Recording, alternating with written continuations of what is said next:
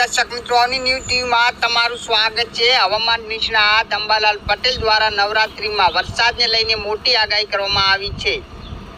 ગુજરાતમાં હાલ નવરાત્રીનો પર્વ ચાલી રહ્યો છે। એવામાં હવે વરસાદને લઈને મોટા સમાચાર સામે આવ્યા છે।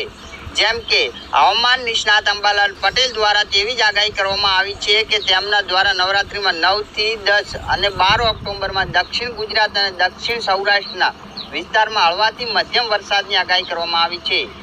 જ્યારે હવામાન નિષ્ણાત પરેશ ગૌસ્વામી દ્વારા પણ 7 થી 9 ઓક્ટોબર વરસાદની આગાહી કરવામાં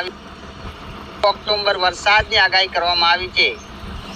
હવામાન નિષ્ણાત પરેશ ગૌસ્વામી દ્વારા જણાવવામાં આવ્યું છે કે આ વખતનું ચોમાસું લાંબુ રહેશે। ગુજરાતના કેટલાક વિસ્તારમાં હજુ પણ ચોમાસું સક્રિય રહે છે।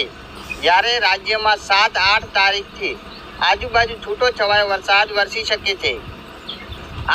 આ તારીખ વરસાદ 7 થી 9 તારીખ સુધીમાં રહેવાનો છે।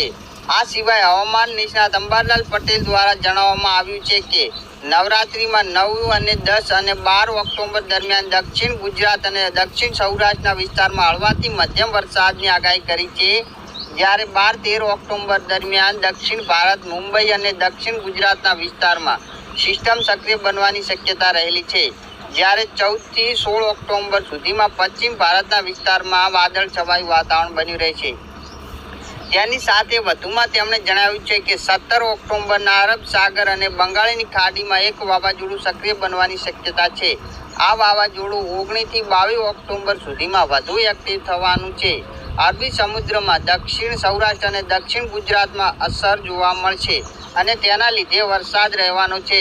દેશના ઉત્તરીય પર્વતીય પ્રદેશમાં વેસ્ટર્ન ડિસ્ટર્બન્સ સક્રિય બનવાના લીધે વાવાઝોડાની દિશા ગુજરાતમાં વરસાદ આવી શકે છે। તેમ છતાં વાવાઝોડું ગુજરાતથી દૂર રહી કચ્છના વિસ્તારોમાં થઈને પાકિસ્તાન તરફ જવાની શક્યતા છે। જ્યારે બંગાળની ખાડીની સિસ્ટમના લીધે દેશના દક્ષિણ વિસ્તારમાં વરસાદ રહેવાની શક્યતા છે। 16 થી 22 ઓક્ટોબર સુધીમાં ગુજરાતના મધ્ય અને પૂર્વીય વિસ્તારમાં ભારે વરસાદ જોવા મળી શકે છે।